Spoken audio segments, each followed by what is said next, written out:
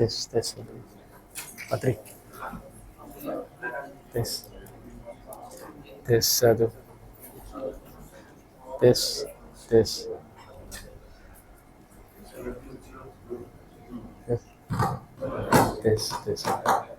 Bismillahirrahmanirrahim. Assalamualaikum warahmatullahi wabarakatuh. Innal hamdalillah nahmaduhu wa nasta'inuhu wa nastaghfiruh wa na'udzu billahi min shururi anfusina wa sayyiati a'malina. May yahdihillahu fala mudilla lahu wa may yudlil fala hadiya lahu. Asyhadu an la ilaha illallah wahdahu la syarika lahu wa asyhadu anna Muhammadan abduhu wa rasuluh sallallahu alaihi wa ala alihi wa ashabihi wa azwajihi wa man sara ala nahji ila yaumil qiyamati wa sallama tasliman katsira, amma ba'du. Alhamdulillah, kita berkumpul kembali untuk mempelajari kisah sawi tauladan kita, panutan kita, Nabi Muhammad sallallahu alaihi wasallam. Yang pada pertemuan berikutnya kita sudah membahas bagaimana Nabi sallallahu alaihi wasallam jazakallah ya, senantiasa berdoa kepada Allah Subhanahu wa taala, Allahumma a'izzal Islam bi ahabbi hadaini rajulaini ilaika. Ya Allah, kuatkanlah Islam dengan salah seorang dari dua orang ini yang lebih engkau cintai. Bi Abi Jahlin atau bi Umar ibn al-Khattab, dengan Abu Jahal atau Umar bin Khattab. Yang sebelumnya kita sudah bahas bagaimana Hamzah bin Abdul Muttalib tidak sengaja mengucapkan kalimat iman, kalimat membela Nabi SAW hanya karena fanatisme kesukuan. Ya, tidak sengaja ketika Nabi SAW dicela dengan berlebihan, dia pukul Abu Jahal sambil mengatakan, atasubbahu wa ana ala dinihi. Apakah kamu mencelaknya wahai Abu Jahal, padahal saya ini di atas agamanya Muhammad. Aqulu ma yaqul, aku katakan apa yang dia katakan. Yang kemudian Hamzah bin Abdul Muttalib ini pulang ke rumah, dia pikirkan kembali perkataannya ini. Kenapa saya katakan seperti itu? Kemudian karena namanya ada ketulusan dalam hati dia berdoa kepada Allah Subhanahu wa taala. Ya Allah, seandainya betul-betul ini adalah kebenaran, bimbing hati saya untuk mendapatkan hidayah. Kalau tidak, bukakan bagi saya sebuah jalan, sebuah cara untuk meralat perkataan saya kemarin. Karena masyarakat Arab itu sudah ucapkan sesuatu, dia komitmen. Ya, makanya tidak ada dalam bangsa Arab itu sifat yang namanya sifat bohong, sifat khianat. Sifat bohong, khianat tidak ada dalam bangsa Arab. Mengubur anak perempuan ada, tumpahkan darah ada, ya, riba, zina semua ada. Tapi yang namanya dusta atau kebohongan, berkhianat itu tidak ada dalam masyarakat Arab. Aib besar kalau seseorang itu kemudian berdusta. Ya, dalam satu kisah Abu Sufyan, musuhnya Nabi SAW ketika itu belum masuk Islam, dipanggil sama Raja Heraklius, Raja Romawi. Kebetulan lagi berdagang di negeri Syam. Raja Romawi ketika itu dapat surat dari Nabi Muhammad SAW, disuruh masuk Islam. Aslim taslam, masuk Islam kamu selamat. Apa ini Raja Romawi bilang kan? Coba, ada nggak bangsa Arab lagi dagang di sini, saya mau ngobrol. Ternyata ketika itu ada Abu Sufyan dan kafilah dagangnya. Abu Sufyan mengatakan, kalau bukan karena saya khawatir dijelek-jelekan karena berdusta, saya akan dusta atas nama Muhammad. Tapi nggak berdusta, ya, karena di belakangnya ada Quraisy, yang para pedagang Quraisy, para pembesar Quraisy bersama dengan dia. Jujur dia sampaikan kepada Raja Romawi. Ditanya, bagaimana pengikut dia? Orang-orang fakir atau orang-orang besar? Orang-orang fakir. Apakah sebelumnya ada raja? Ya, bapak-bapaknya dia ini ada raja nggak? Bapaknya Nabi Muhammad SAW ada raja nggak? Kata Abu Sufyan, tidak ada raja di antara bapak-bapaknya. Ya, betul kata Heraklius. Seandainya ada raja, mungkin orang akan katakan, oh dia dakwah ini, dia pengen kekuasaan, mengembalikan kekuasaan bapak moyangnya yang dulu raja. Kata Abu Sufyan, tidak ada. Bagaimana nasabnya? Nasabnya adalah nasab yang paling baik. Jujur Abu Sufyan. Bagaimana peperangan kalian dengan dia? Ya, kadang dia menang, kadang kami menang. Jujur Abu Sufyan.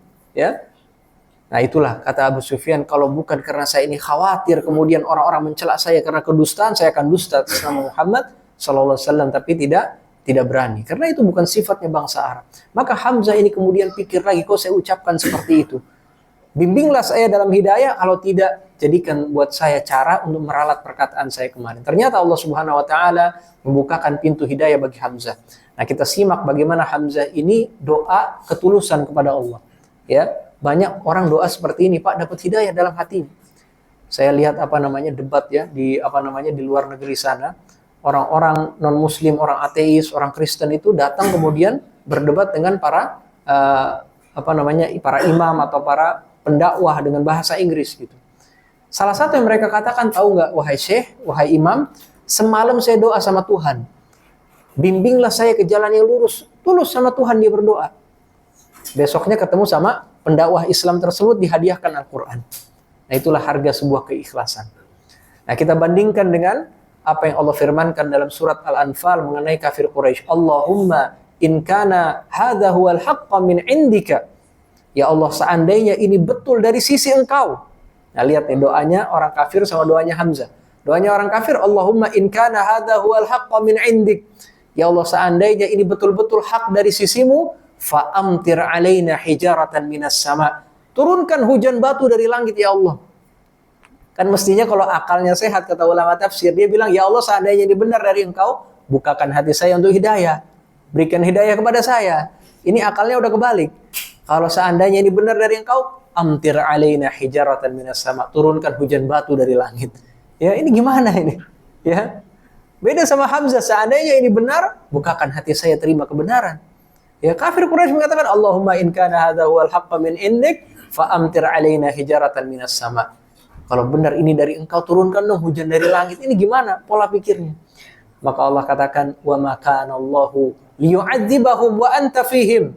Gak mungkin Allah azab mereka selagi Engkau, wahai Muhammad, masih ada di tengah-tengah mereka. Gak akan diazab selama Nabi masih hidup. Wa ma kana Allahu mu'adzibahum wa hum yastaghfirun. Dan Allah juga gak akan azab selama masih ada yang istighfar. Kata ulama tafsir, sebab yang pertama udah gak ada, Pak. Nabi kita Muhammad sudah meninggal. Cuman ada sebab yang kedua, apa itu? Senantiasa istighfar kepada Allah. Azab Allah gak akan turun kalau seperti itu. Karena biar bagaimana orang itu melakukan jalan ketaatan, jalan istiqamah, pasti ada masanya dia kemudian tergelincir, ada masanya dia khilaf, ya. Istighfar terus, balik lagi jalan yang benar. Tidak akan Allah azab selama wahum yastaghfirun, mereka istighfar. Nah, itulah bagaimana dahsyatnya doa Hamzah bin Abdul Muttalib, sehingga pada kesempatan berikutnya dia datang kepada Nabi SAW, dibacakan ayat-ayat Al-Quran, masuk Islam. Ya, masuk Islam, menjadi salah seorang pembela Islam yang luar biasa. 3 hari berselang setelah Islamnya Hamzah, Umar bin Khattab dari Bani Adi juga dibukakan hidayah oleh Allah Subhanahu wa taala untuk masuk Islam. Umar bin Khattab ini, sebagaimana kita sudah sebutkan, ya, masa jahiliyahnya ya tidak seperti Nabi SAW. Nabi tidak pernah sembah berhala, tidak pernah amalkan apapun daripada adat-adat jahiliyah. Umar tidak seperti itu. Ya, Umar tidak seperti itu. Ya, banyak kebiasaan-kebiasaan jahiliyah dia kerjakan. Nah, ini kalau kita lihat, jadi hidupnya para sahabat, Pak, ada seperti Sayyidina Abu Bakar As-Siddiq, nggak pernah minum khamar, nggak pernah sembah berhala, nggak pernah korban untuk patung dan lain sebagainya. Datang cahaya Islam, dia masuk Islam. Ada juga seperti Umar bin Khattab, masa lalunya luar biasa. Masuk Islam, jadi pembela Islam yang benar-benar luar biasa. Ya, nah kita juga mungkin ada dosa-dosa masa lalu sebelum kita menempuh jalan-jalan istiqomah. Ya, nah itu semua yakin sama Allah Subhanahu wa taala, akan Allah Subhanahu wa taala hapuskan. Ketika Amr bin As, salah seorang sahabat mulia, masuk Islam, dia bilang, uridu an ashtarit ya Rasulullah. Saya mau kasih syarat, wahai Rasulullah. Apa syarat kamu, wahai Amr bin As? Saya mau dosa-dosa saya yang sebelumnya dihapusin sama Allah Subhanahu wa taala. Kata Nabi SAW, ala ta'lam ya Amr, kamu gak tahu, wahai Amr, annal islama yajubbu ma qablahu. Bahwa Islam itu menutup semua dosa sebelumnya. Sebelum masuk Islam semuanya habis, kosong-kosong jadinya, Pak. Ya, kosong-kosong. Ya, makanya ada kisah lucu gitu, Pak, ya, seorang kiai didatangin seorang mualaf sedang usianya tua. Dia bilang mau masuk Islam, kata kiainya nggak boleh. Nah, enak banget dia, udah tua tiba-tiba kosong dosanya. Dia nggak rela gitu. Ya mestinya dikasih aja masuk Islam gitu kan. Ya, karena itulah hidayah dari Allah Subhanahu wa taala. Maka Amr bin As mensyaratkan kepada Nabi sudah katakan, Islam yajubbu ma qablahu.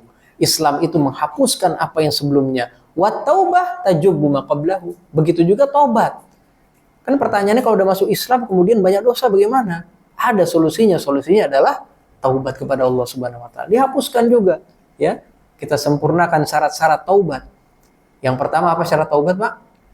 Ya, menyesal, ya. Kita sesali perbuatan itu. Kalau perlu menangis, ya. Harus ada penyesalan. Yang kedua, dia tinggalkan dulu dosanya itu, ya. Dia minum khamr, na'udzubillah.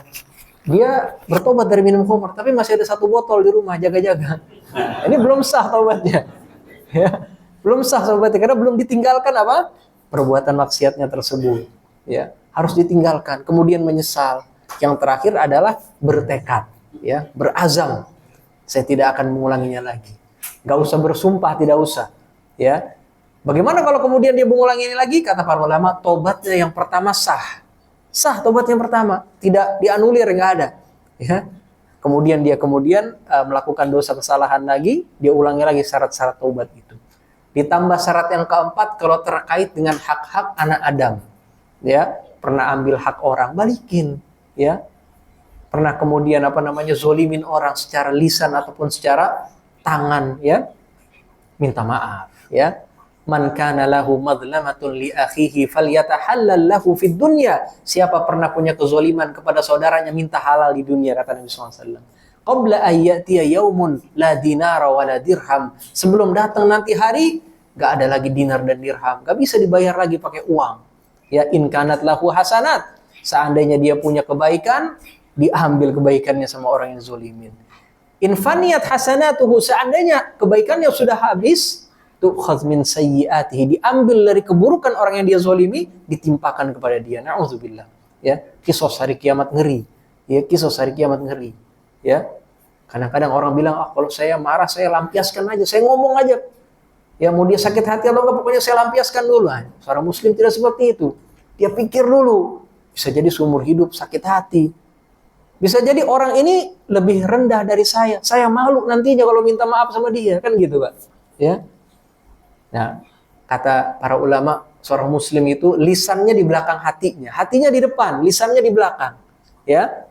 Orang munafik, orang kafir, lisannya di depan, hatinya di belakang. Ngomong dulu, nanti baru nyesel. Kenapa sih ngomong gitu ya? Malu jadinya saya. Kan apalagi sekarang ada jejak digital dan lain sebagainya kan. Pikir dulu sebelum kita berucap, ya. Terlanjur berucap, minta halal di dunia. Seperti itu. Nah, itulah bagaimana Allah Subhanahu wa taala membimbing Hamzah bin Abdul Muttalib dan juga Umar bin Khattab. Umar masa lalunya luar biasa. Maka jangan kita sedih dengan apapun masa lalu yang kita lakukan, berkaca dari kisah Umar. Jadi pembela Islam luar biasa. Sampai Ibnu Mas'ud mengatakan, Inna Islama Umar la nasran. Islamnya Umar itu nasrun, kemenangan. Hijratuhu, Islamu Umar dhafaran. Islamnya Umar kemenangan, hijrahnya adalah pertolongan. Karena ketika Umar masuk Islam, baru kaum muslimin bisa diajak sholat terang-terangan di depan Ka'bah. Sebelumnya nggak ada yang berani. Kemudian hijrahnya ada pertolongan. Ketika hijrah ke Madinah nggak sendiri, bersama 20 daripada orang-orang lemah dibawa sama Umar radhiyallahu taala anhu. Wa imaratuhu rahmah, dan ketika jadi pemimpin, rahmat. Ya, luar biasa. Sepertiga dunia ditaklukkan pada zaman Umar radhiyallahu taala anhu. Ya, Persia hancur, Romawi kotar-kacir, ya. Mesir juga ditaklukkan oleh Umar, ya, luar biasa. Ya. Kami tidak bisa sholat di Ka'bah sampai Umar masuk Islam. Ketika dia masuk Islam, ia bertarung dengan kafir Quraisy hingga kami dapat sholat di hadapan Ka'bah, hingga ia dapat sholat di hadapan Ka'bah dan kami juga sholat bersamanya. Ya. Nah, masuknya Islam Umar dan Hamzah ini terjadi pada tahun 6 kenabian. Jadi 5 kenabian, hijrah ke Habasyah yang pertama, 6 kenabian, Islamnya Hamzah dan Umar. Kemarin juga sudah pernah kita sebutkan bagaimana Umar ini salah satu yang menyebabkan dia masuk Islam adalah dia mendengar adik perempuannya masuk Islam. Kemudian singkat cerita kita ceritakan, dia masuk ke dalam rumahnya Fatimah binti Khattab yang tidak sengaja kemudian dipukul oleh Umar sehingga berdarah. Melihat adik kandungnya kemudian berdarah, dia luluh hatinya. Dia bilang, "Arini min hadhihi safahat." Tolong perlihatkan ini lembaran-lembaran yang kamu baca. Dia baca lembaran itu, ternyata jatuh di sana surat Toha. Bismillahirrahmanirrahim. Dia baca, dengan nama Allah yang Maha Pengasih lagi Maha Penyayang. Dia katakan, apakah dari yang seperti ini Quraisy itu lari? Ya, Indah sekali, Bismillahirrahmanirrahim. Yang Quraisy itu nggak tahu Pak, Ar-Rahmanir Rahim itu nggak tahu Quraisy. Ya, taunya Bismikallahumma, dengan namamu ya Allah. Kita ini dikenalkan oleh Allah Subhanahu wa taala, perkenalkan dirinya kepada kita Pak dengan nama dan sifatnya, Asmaul Husna. Salah satu nama yang sering Allah ulang-ulang dalam Al-Qur'an adalah Ar-Rahman Ar-Rahim. Baca Quran kita Bismillahirrahmanirrahim. Dengan nama Allah yang Maha Pengasih lagi Penyayang. Itu yang pengen ditekankan. Tuhan kita itu penuh dengan kasih, penuh dengan sayang. Bukan Tuhan kita itu suka mengazab, suka menyiksa, bukan. Berulang-ulang Ar-Rahman, Ar-Rahim, ya. Ar-Rahmanu 'alal arsy istawa, ya. Bahkan dalam Al-Fatihah Bismillahirrahmanirrahim, Alhamdulillahirabbil alamin, Ar-Rahmanir Rahim diulang lagi. Ya. Itulah bagaimana Allah perkenalkan dirinya kepada manusia, diulang-ulang Ar-Rahman, Ar-Rahim, ya. Bahkan sebagian ulama mengatakan nama Allah yang paling besar itu sebenarnya Ar-Rahman Ar-Rahim. Ya, ini pendapat sebagian ulama. Nama Allah yang paling besar Ar-Rahman Ar-Rahim. Maka kita bertawassul, walillahi asmaul husna fad'uhu biha. Milik Allah asmaul husna, mintalah kepada Allah dengan menggunakan asmaul husna. Salah satu asmaul husna paling mujarab apa? Ar-Rahman Ar-Rahim. Kasih sayang, ya. Kita pengen dikasihani, Pak. Ya, tiap hari kita capek apa. Barangkali orang-orang teman dekat kita nggak paham, yang paham Allah. Ya Rahman Ya Rahim, kasihani saya. Ya Rahman Ya Rahim, berikan saya rizki. Ya, itu ulang-ulang Pak. Salah satu doa yang sering dibaca oleh salah seorang ulama, ya. Allahumma rahmataka arju, fala takilni ila nafsi tarfata ainin. Ya Allah, rahmatmu aku harapkan. Lagi-lagi minta rahmatnya Allah. Maka jangan tinggalkan saya walaupun sekejap mata. Senantiasa minta Pak dengan Ar-Rahman Ar-Rahim. Lagi sujud, Ya Rahman Ya Rahim. Ampuni saya, Ya Rahman Ya Rahim, rahmati saya. Ya, minta terus kasih sayangnya Allah Subhanahu wa taala. Ya, kalau harap dari manusia, aduh kecewa Pak. Ya, bahkan kadang-kadang pasangan hidup juga nggak paham capeknya kita, penatnya kita. Tidak bisa dia mengasihi kita sebagaimana Allah Subhanahu wa taala mengasihi kita. Ya. Umar bin Khattab membaca surat Thaha. Thaha, ma anzalna 'alaikal Qur'ana litashqa. Thaha, tidak kami turunkan Al-Qur'an ini supaya kamu susah. Illa tadhkiratan liman yakhsha, kecuali sebagai peringatan bagi orang yang takut. Ya, tanzilan mimman khalaqal arda was samawati ula. Dia turun dari Allah yang ciptakan langit dan bumi yang tinggi. Ar-Rahmanu 'alal arsy istawa. Dialah yang Maha Pengasih. Diulang lagi. Dialah yang Maha Pengasih, dia bersemayam di atas arsy. Ya, jadi kita tahu yang turunin Quran itu Maha Pengasih. Maka Quran pasti isinya adalah untuk kebaikan kita. Karena dia mengasihi kita, Ar-Rahman. Ya, seperti itu. Ya, banyak ayat-ayat dalam Al-Quran, ya, bagaimana Ar-Rahman itu diulang-ulang. Ya, seperti itu. Maka kemudian Umar bin Khattab menanyakan kepada Khabbab bin Arad yang mengajarkan Al-Quran kepada mereka, di mana Muhammad? Apa yang ingin kau lakukan? Saya ingin membaiat dia. Kata Khabbab bin Arad, demi Allah, saya sering kali dengar Nabi SAW berdoa, ya Allah, kuatkanlah kuatkanlah Islam dengan salah seorang dari dua orang yang kau lebih cintai. Ya, hadis tadi yang kita bacakan, ya. Maka kemudian Umar bin Khattab datang kepada rumahnya Arqam bin Abil Arqam yang ada di Bukit Safa. Kemudian Hamzah melihat. Nah, Hamzah 3 hari yang lalu sudah masuk Islam, jadi pembela Islam. Kenapa kalian, kata Hamzah, itu ada Umar di luar. Kata Hamzah radhiyallahu taala anhu, seandainya dia ingin kebaikan kita sambut. Seandainya tidak, kita bunuh dia dengan pedang dia sendiri. Karena Umar lagi bawa pedang. Lihat beraninya Hamzah. Pintu dibuka, satu tangan diambil oleh Hamzah, dan satu muslim lainnya ambil tangan Umar yang satunya lagi. Dibawa ke hadapan Nabi SAW. Ila mata ya Umar, dibentak sama Nabi sambil ditarik kerahnya. Ya, sampai kapan wahai Umar? Apakah sampai azab Allah turun kepadamu? Ya, kata Umar, amantu billahi wa bi rasulihi wa bima jaa bihi. Saya datang untuk beriman kepada Allah, Rasulnya, dan apapun yang dia bawa. Maka seisi rumahnya Arqam bin Abil Arqam bertakbir, Allahu Akbar, Allahu Akbar. Sampai mereka harus bubar karena takut kafir Quraisy menyadari mereka sedang berkumpul di sana.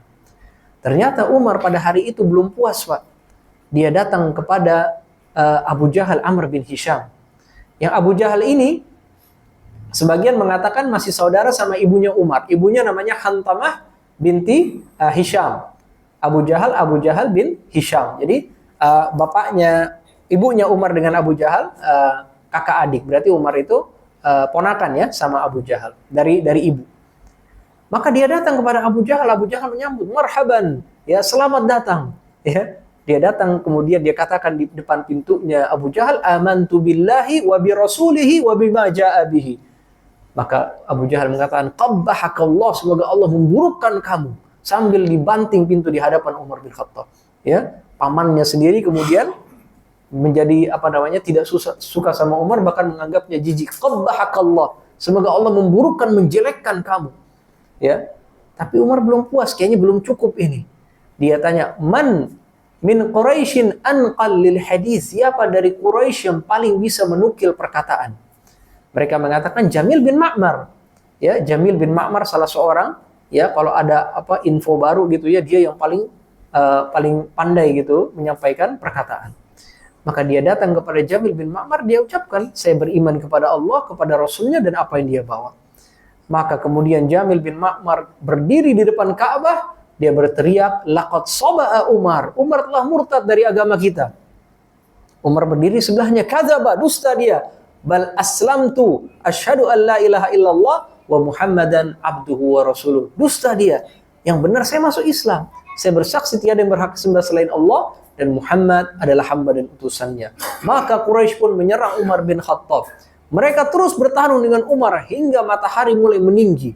Hampir waktu zuhur, Pak, bertengkar sama Umar. Dan Umar bagaimana kuatnya, nggak bisa ngelawan sekian puluhan orang, Pak.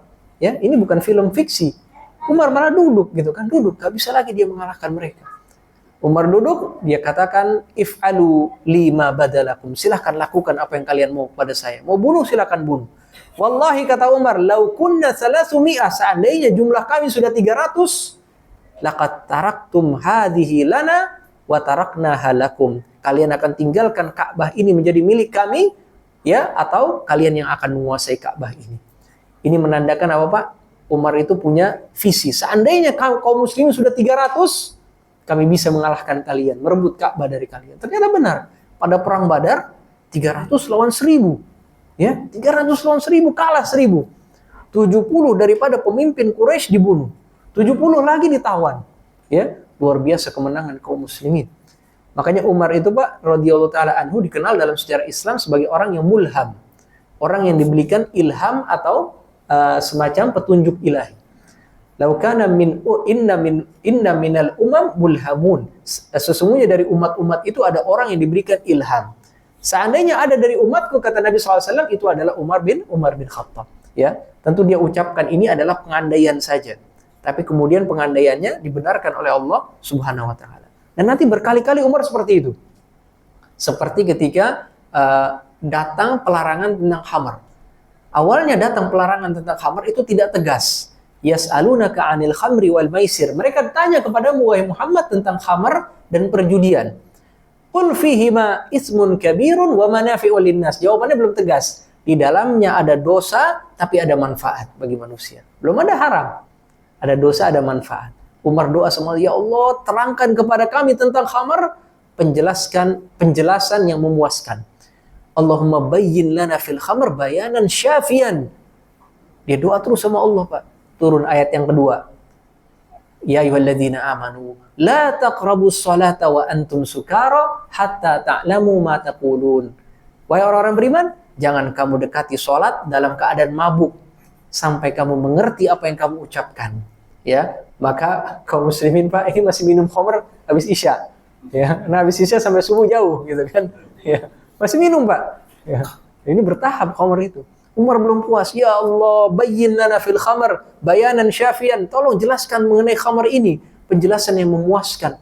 Ya, dia seakan-akan memiliki visi nanti akan ada nih pengharaman yang tegas. Ya, sampai terjadilah kaum muslimin saling mabuk satu sama lain. Yang satu mematahkan hidung saudaranya sampai turun dalam khamr itu ya ayyuhalladzina amanu innamal khamru wal maisiru wal ansabu wal azlamu rijsun min amali syaitan fajtanibuhu la'allakum tuflihun. Wahai orang-orang beriman, sesungguhnya khamar, ya, innamal khamru maisir, perjudian, kemudian menyembah berhala dan mengundi nasib untuk berhala adalah kekejian dan perbuatan syaitan, maka tinggalkanlah itu agar kalian beruntung. Ya, itu tegas sudah. Maka ketika ayat itu turun, para periwayat hadis menyebutkan selokan-selokan di kota Madinah itu penuh dengan khamr, Pak. Mereka tumpahkan langsung khamrnya itu. Karena sudah siap, ya, bertahap-tahap. Ketika udah tegas dilarang, siap. Mereka tumpahkan khamr, ya. Luar biasa para sahabat keteguhan imannya. Nah, jadi ini visi-visinya Umar itu sering kali dikonfirmasi oleh Allah Subhanahu wa taala. Ya, riwayat lain menyebutkan Umar itu pengen untuk dijadikan makam Ibrahim itu musalla, tempat sholat. Ya, makam di sini bukan kuburan, Pak, ya, tempat berdirinya Nabi Ibrahim. Dulu pernah kita sampaikan batu ini itu awalnya nempel sama Ka'bah karena Ibrahim alaihissalam berdiri di sana, dikasih oleh Ismail batu-batu, kemudian dia susun. Ya. Nah, Umar pengen sekali makam Ibrahim ini dijadikan tempat sholat. Turun firman Allah, "Wattakhidhu mim maqami Ibrahim musalla." Jadikanlah dari makam Ibrahim itu tempat sholat. Maka setelah tawaf 7 kali, sejajar dengan makam Ibrahim kita sholat sunnah 2 rakaat. Ternyata kalau sekarang musim umrah haji penuh, Pak, sejajar makam Ibrahim. Ya, bahkan makam Ibrahim sama pemerintah Saudi sudah dimundurkan. Dulunya nempel sama Ka'bah dimundurkan. Ya. Itu pun para ulama katakan jangan sholat pas di belakang makam Ibrahim, mengganggu alur orang tawaf.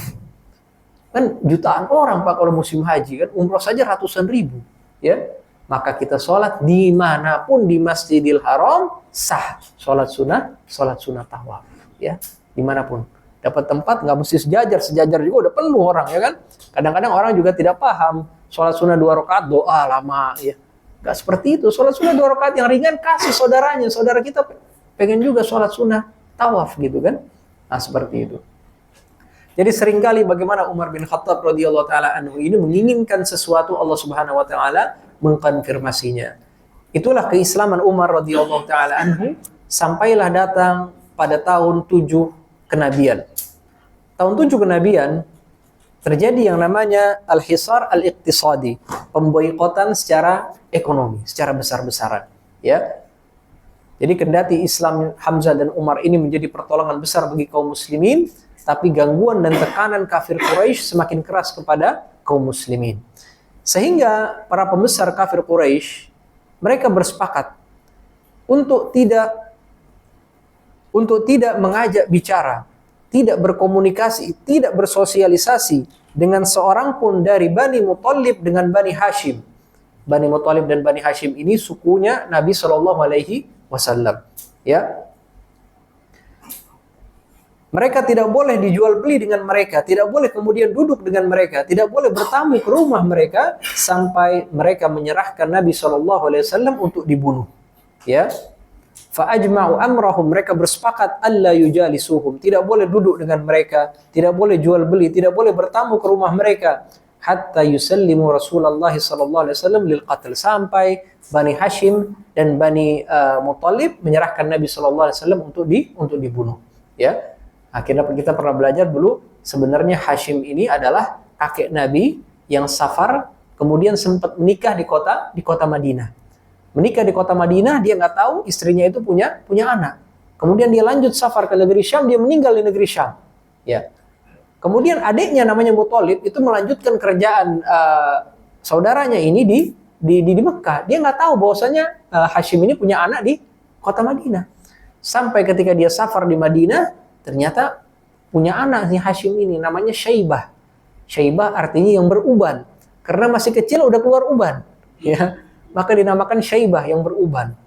Muthalib kemudian wah, kamu ini harus lanjutkan kerjaan bapak kamu di Mekah. Karena kita Bani Hashim ini adalah suku yang bertanggung jawab memberi makan jemaah haji. Ayo pulang ke kota Mekah, kamu punya kedudukan di Mekah. Ya, maka Syaibah kecil pun dibonceng oleh Muthalib, pamannya. Berdua masuk kota Mekah. Dari jauh kelihatan, wah, Muthalib baru beli budak nih di Madinah. Maka dinamakan Syaibah Abdul Muthalib, hambanya si Muthalib. Nama itu pun melekat kepada Syaibah, dia dikenal sebagai Abdul Muthalib, bukan Syaibah. Nah, jadi kakeknya ini Bani Hashim dan Bani Muthalib ini dua suku besar yang kemudian menjadi pembela Nabi SAW. Tidak semua dari mereka beriman. Sebagian tetap dalam agama nenek moyang, tapi mereka bersepakat untuk bela Nabi SAW. Tidak mau serahkan Nabi SAW. Ya, maka kafir Quraisy melihat ini sudah tidak bisa ini. Kita harus bersepakat. Dan mereka menulis kesepakatan mereka. Wa katabu fi makrihim sahifatan wa uhudan wa mawathiq. Mereka menuliskan di sebuah kertas poin-poin kesepakatannya. Tidak boleh berbicara dengan mereka. Ya, wala yataqabbalu min Bani Hashim abadan sulhan, dan tidak akan menerima permintaan damai dari Bani Hashim sama sekali. Ya, wala ya'khudhuhum bihim ra'fatan, dan tidak boleh kasihan kepada mereka hatta yusallimuhu lil qatl, sampai mereka menyerahkan Nabi SAW untuk dibunuh. Mereka tulis perjanjiannya digantung di dalam Ka'bah. Sepakat para pembesar Quraisy, ya. Bani Hashim, Bani Muttalib tidak boleh dikomunikasikan sama sekali. Maka inilah pemboikotan besar-besaran kepada Nabi SAW dan keluarganya. Ini terjadi di Syi'ab Abi Thalib, lembah Abu Thalib. Maksudnya begini, di Mekah itu kan dikelilingi dengan gunung-gunung. Nah, salah satu lembah di gunung itu adalah perkampungannya keluarganya Nabi SAW. Ya, jadi mereka tetap di rumah-rumah mereka, tapi tidak boleh ada siapapun yang komunikasi sama mereka, siapapun yang jual beli sama mereka. Maka mereka diboikot seakan-akan di lembah tersebut. Mau keluar pun nggak ada yang mau ngobrol sama mereka. Mau keluar pun nggak ada yang mau jual apa-apa. Maka mereka diboikot di lembah tersebut, dikenal dengan Syi'ab Abi Thalib, lembahnya Abu Thalib. Ternyata pemboikotan ini, Pak, berlangsung lama. Bukan 1-2 hari, 3 tahun lamanya, Pak. Luar biasa. Makanya pernah kita ceritakan hijrah Habasyah yang kedua, itu terjadinya pada 7 kenabian ini. Nabi melihat nih, bukan sukunya Nabi, lebih baik kemudian untuk keluar dulu. Maka 98 kurang lebih, 80 laki-laki dan 18 perempuan hijrah ke negeri Habasyah. Yang pernah kita sebutkan ya, dikejar oleh Amr bin As dan juga Abdullah bin Abi Umayyah, minta balik negosiasi, nggak dikasih sama Raja Najasyi. Ya, nah mereka tinggal di sana tuh. Sedangkan Nabi dengan kaum muslimin yang tersisa diboikot di Syi'ab Abi Thalib, lembah Abu Thalib. Ya, bayangkan 3 tahun tidak boleh ada yang jual beli sama mereka sama sekali. Bahkan kafilah datang dari luar kota Mekah langsung dibeli sama para saudagar Quraisy. Jangan sampai kalian menjual apapun kepada Bani Hashim, kepada Bani Muttalib. Ya, maka betul-betul pemboikotan ini luar biasa kerasnya kepada Nabi SAW dan para sahabat ketika itu, terutama suku-suku beliau. Makanya karena sebab ini para ulama menyebutkan Bani Hashim dan Bani Muttalib ini diberikan keistimewaan, Pak, dalam Islam. Ya, keistimewaannya apa? Seandainya ada ganimah, harta rampasan perang, itu kerabatnya Nabi dapat bagian khusus. Ya, Allah sebutkan dalam surat Al-Anfal, wa'lamu annama ghanimtum min syai'in, ketahuilah apapun ganimah yang kalian dapatkan, fa anna lillahi khumusahu wa li rasulihi wa lidzil qurba. Maka 1/5-nya itu untuk Allah, Rasulnya, dan kerabat. Apa yang dimaksud dengan kerabat? Bani Hashim dan Bani Muttalib dapat bagian khusus dari ganimah. Ya, itulah keistimewaan yang Allah berikan kepada mereka karena pengorbanan mereka saat itu. Maka Nabi SAW katakan, sedekah itu nggak halal buat keluarga saya. Karena Nabi sudah dapatkan bagian dari ganimah. Ya, jadi kalau sekarang ngaku keturunan Nabi, ya, dia Bani Hashim, katakanlah betul ya keturunan Nabi, nyambung gitu ya, Alawiyin dan sebagainya. Tidak halal bagi dia sedekah. Zakat, infak, sedekah nggak halal. Nabi katakan innama hiya awsakhun nas, itu kotoran manusia. Kita dagang jual beli apa, terasa mungkin ada yang kita kurang berkah segala macam, kita sedekah kan? Kata Nabi itu tidak halal bagi keluarga saya. Ya. Nah, dari sisi lain sedekah nggak boleh, infak sodako mereka dapatkan bagian khusus dari ganimah. Dulu itu kan kalau pemerintahan Islam, Pak, salah satu income paling besar dari ganimah. Karena terus terjadi perang. Kaum muslimin dengan kaum kafirin, tidak tunduk negara Islam pada kaum kafirin. Ya, berperang terus. Dapat ganimah, ada bagian khusus untuk keluarganya Nabi SAW. Bahkan saya baru dapat video dari Dr. Ariful Bahri, ya, pengajar di Masjid Nabawi. Beliau katakan tahun 80-an itu, pemerintah Saudi mencatat siapa saja sayyid, orang-orang yang keturunan Nabi yang ada di Mekah, Madinah, dan juga di Saudi Arabia secara umum. Agar mereka mendapatkan jatah khusus dari pemerintah Saudi. Ya, barangkali sekarang udah nggak ada ganimah, adanya minyak di Saudi kan. Nah, luar biasa itu penghasilan dari sana. Dijamin, Pak, keluarga Nabi.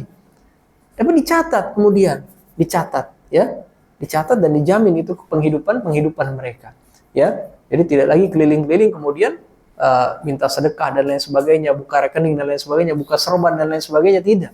Sudah dijamin gitu ya. Nah, seperti itu. Jadi kalau memang betul keluarga Nabi SAW tidak halal sebenarnya bagi mereka infak, sedekah dan lain sebagainya. Sebagai gantinya diberikan kelebihan dari ganimah tadi, ya. Jadi ganimah itu 1/5-nya Pak untuk Allah, Rasulnya, kerabat, fakir miskin dan lain sebagainya. Sisanya dibagikan pasukan, dibagikan ke pasukan, ya. Nah, 1/5 itu kurang lebih berapa persen? 20% ya, 20%, 80% bagiin pasukan. Yang mereka berperang, mereka mati-matian, mereka dapat. Nah, keputusannya gimana nanti kembali kepada pemimpin yang bagikan, ya. Yang di depan dapat sekian, yang jaga di belakang dapat sekian, nah itu, ya. Nah, itulah kelebihan yang diberikan oleh Allah Subhanahu wa taala kepada Bani Hashim dan juga Bani Muttalib karena mereka sepakat untuk melindungi Nabi sallallahu alaihi wasallam. Masya Allah. Tokennya habis atau oh, lagi remadaman ya. Oh, Masya Allah, Masya Allah. Gimana, kita lanjut atau? Lanjut ya.